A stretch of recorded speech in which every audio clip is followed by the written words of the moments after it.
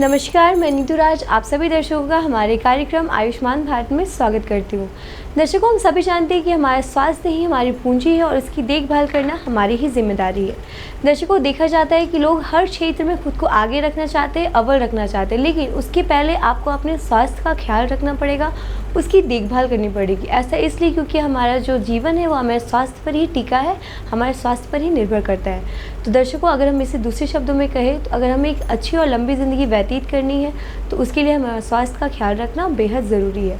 तो चलिए इसी कड़ी पे बात करते हैं। आज आपको लिए चलते हैं रांची के राजेंद्र आयुर्वेदिक संस्थान के। तो चलिए मिलते हैं वहीं के डॉक्टर से और जानते हैं कि वो इस यहाँ से जुड़ी कुछ अच्छी और नई जानकारी क्या क्या हम तक पहुँचा रहे हैं। राजेंद्र आयुर्विज्ञान संस्थान यानी कि रिम्स झारखंड में स्वास्थ्य व्यवस्था का रीढ़ माना जाता है। रिम्स में प्रत्येक दिन आपातकालीन स्थिति में सैकड़ों की संख्या में मरीजों को नया जीवन मिल रहा है। दर्शकों नमस्कार, आयुष्मान भारत कार्यक्रम में आप सभी का स्वागत है।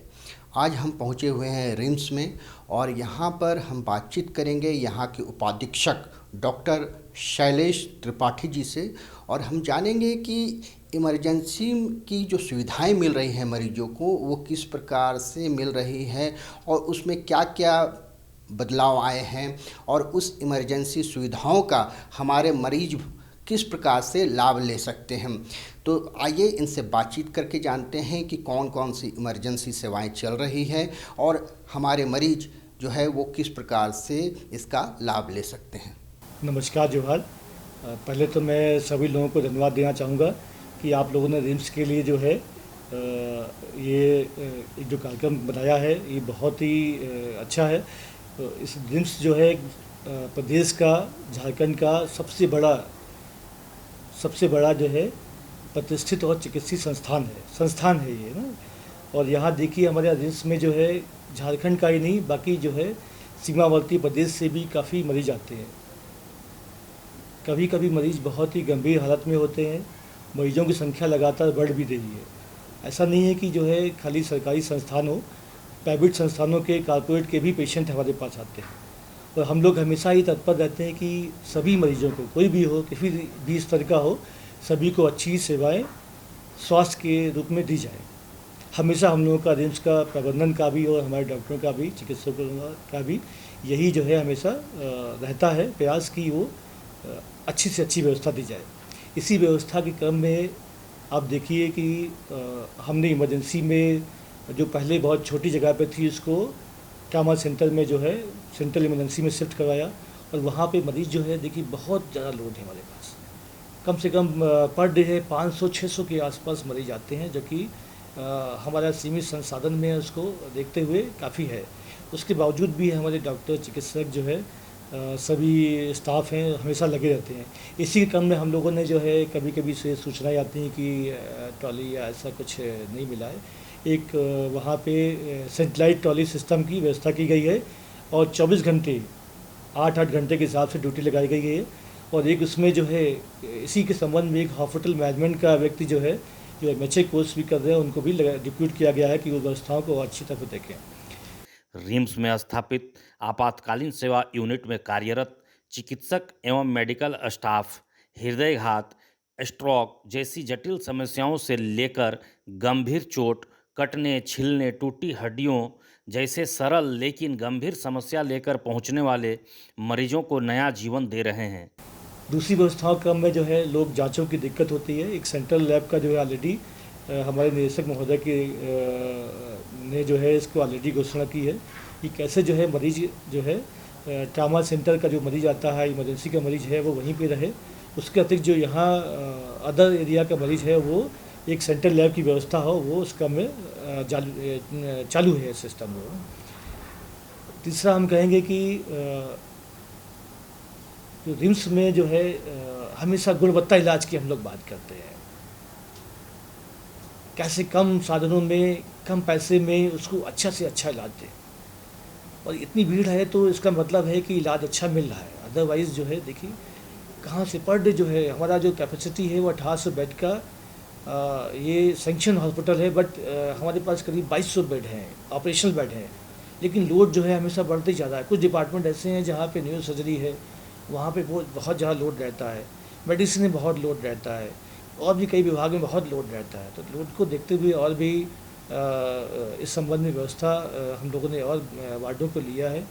खासकर जो है कुछ और वार्ड जो है चिन्हित किए हैं कि इनको जो है कोई भी पेशेंट है फ्लोर पे ना हो, उनको उन वार्डों में शिफ्ट कर दी जाए।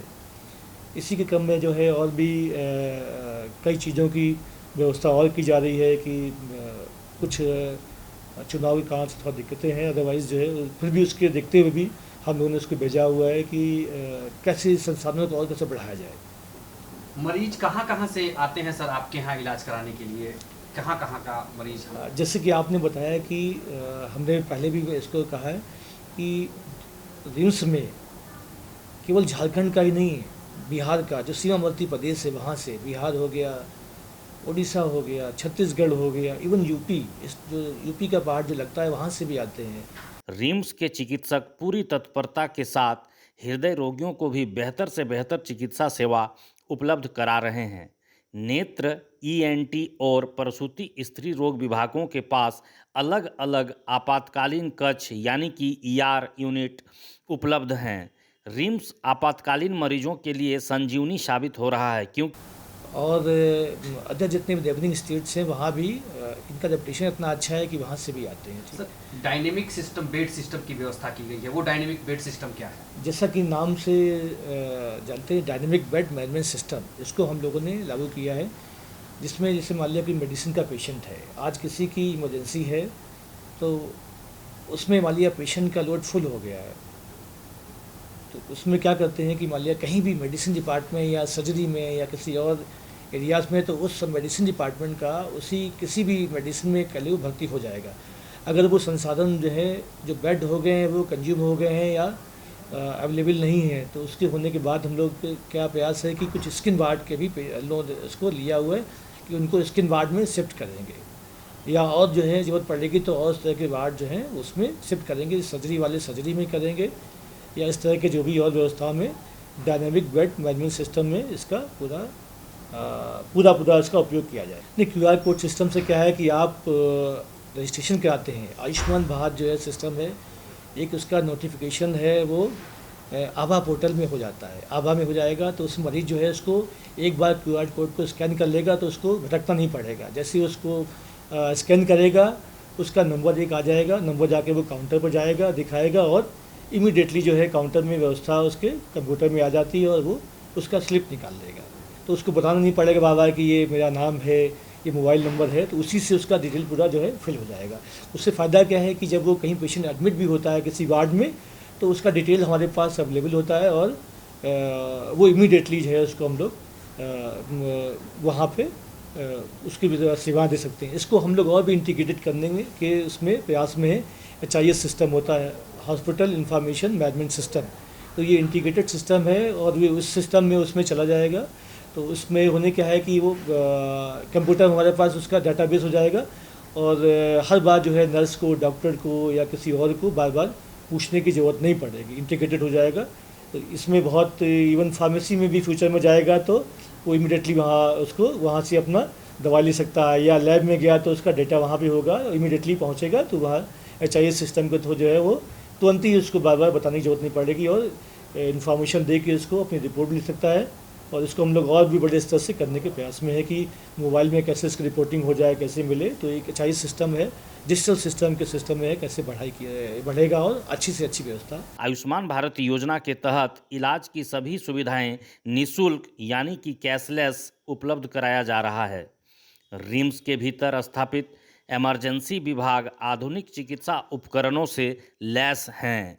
मैं यही कहना चाहूँगा कि हम लोग हाँ, मैं यही कहना चाहता हूँ कि रिम्स जो है अपने स्तर से, क्योंकि जो संस्थान है ये झारखंड का सबसे बड़ा, एकमात्र सबसे बड़ा टर्शियरी के सुपर स्पेशलिटी चिकित्सीय संस्थान है, जहाँ पे इनफैक्ट पूरा मेडिकल कॉलेज के पेशेंट भी आते हैं, डिस्ट्रिक्ट हॉस्पिटल से, कम्युनिटी हेल्थ सेंटर से, प्राइवेट हॉस्पिटल से, सीमावर्ती प्रदेशों से।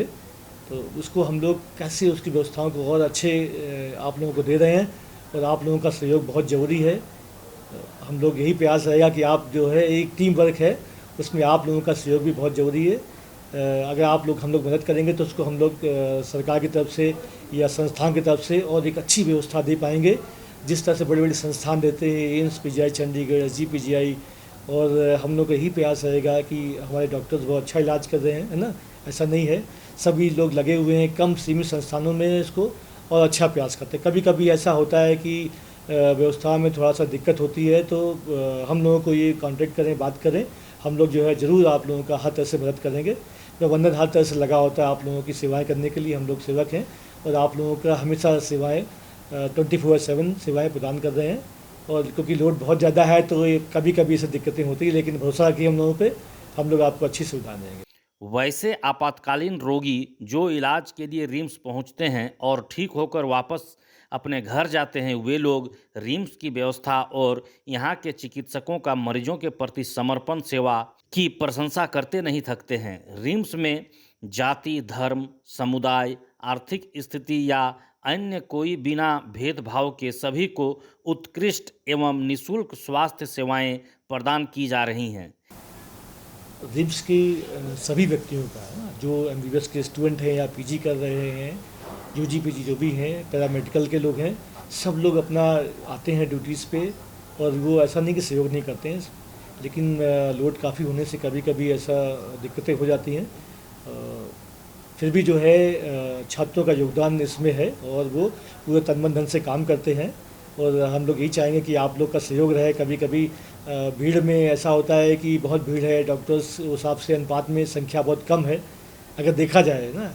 ये हमारी जो है ये 100 बेड का ट्रामा सेंटर है, 100 बेड के ट्रामा सेंटर में मात्र 30 बेड की इमरजेंसी है, ये ट्रामा की इमरजेंसी है, लेकिन उसके बावजूद भी जो है हमारा लोड देखिए, इसको कम से कम 15-20 टाइम्स है, 500-600 OPD भी आता है, इमरजेंसी की OPD है।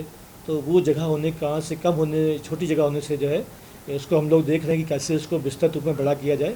लेकिन प्रयास ये रहता है कि जो जितना भी आया उसको टाइम बाउंड जो है पेशेंट को इलाज मिले और जल्दी से जल्दी मिले, अच्छा इलाज मिले, और उसको जल्दी हम लोग शिफ्ट कराते। इसमें एक PRO की व्यवस्था भी की गई है, 4 लोग डेडिकेट लगा दिए गए हैं, और ट्रॉली के एक हम लोगों ने हर ट्रॉली का नंबरिंग करवा दिया है अभी। एक हर शिफ्ट में एक जो है उसमें सुपरवाइजर बैठेगा, उसको कोई दिक्कत होगी ट्रॉली की तो करेगा, और दवाइयों के लिए जो है HIS सिस्टम की हम लोग व्यवस्था और ले रहे हैं। सभी का सहयोग वांछित है, तो हमारा यही प्रयास रहेगा।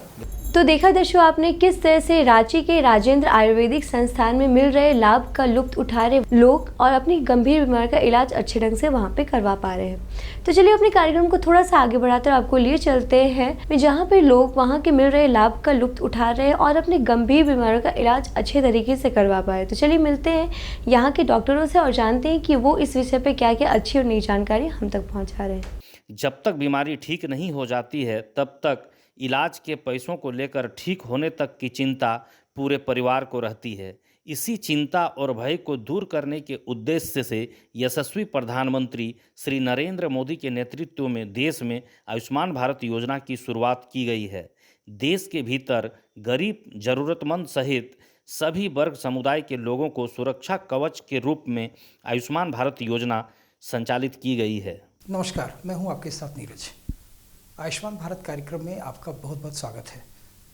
आज हम आ पहुंचे हैं लोहरदगा जिला के किस्को प्रखंड के सामुदायिक स्वास्थ्य केंद्र पे।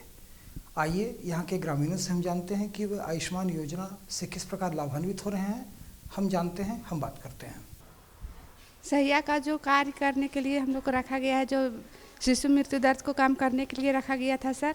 और जो भी गर्भवती महिला है NC 4 NC कराते हैं, उसको संस्थागत प्रयासों कराने के लिए CSC ले जाते हैं। एम्बुलेंस का व्यवस्था नहीं रहता तो एम्बुलेंस का व्यवस्था करते हैं सर।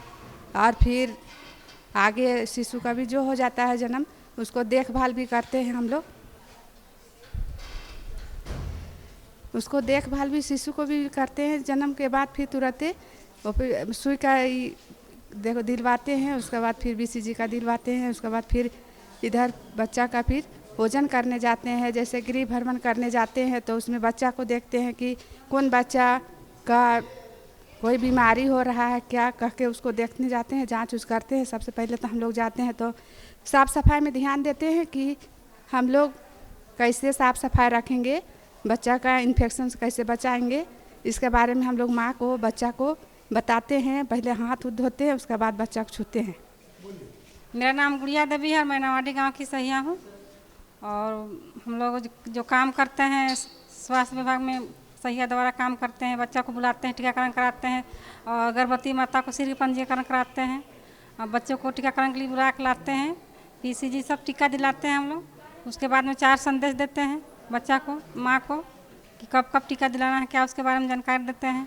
फिर उसके बाद में एनसी टेस्ट कराते हैं। 9 तारीख को किसको भेजते हैं हम लोग जाँच कराने के लिए, एनसी टेस्ट कराने के लिए। और आयुष्मान कार्ड बनवाते हैं सभी महिला को, पुरुष सभी को बनाते हैं, सभी उम्र के बच्चों को भी बनवा रहे हैं, यहाँ से बनवा रहे हैं। फिर अपना गांव में भी बनवाएं, हम लोग दोबारा भी बनवाएं। हाँ, सब संस्थागत प्रसव कराते हैं सर।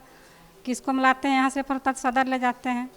इन दिनों लोहरदग्गा जिला के सामुदायिक स्वास्थ्य केंद्र किस्को में मरीज लाभुकों को आयुष्मान भारत योजना का लाभ मिल रहा है। गर्भावस्था, मातृ स्वास्थ्य सेवाएं, नवजात शिशु स्वास्थ्य, बाल स्वास्थ्य, बुजुर्गों के लिए आपातकालीन चिकित्सा, मोतियाबिंद का ऑपरेशन सहित और भी कई रोगों का इलाज आयुष्मान योजना के तहत यहां निःशुल्क संभव हो रहा है। जितने भी सीएससी के मरीज हैं वो यहाँ पे आते हैं और मेरा नवाडी पंचायत में भी उप स्वास्थ्य केंद्र है, उसमें भी कुछ एनएम दीदी जो मेरे बैठते हैं, सीएचओ मैडम रहती हैं, तो उनके अनुसार हम लोग वहाँ पर भी मरीज को भेजते हैं।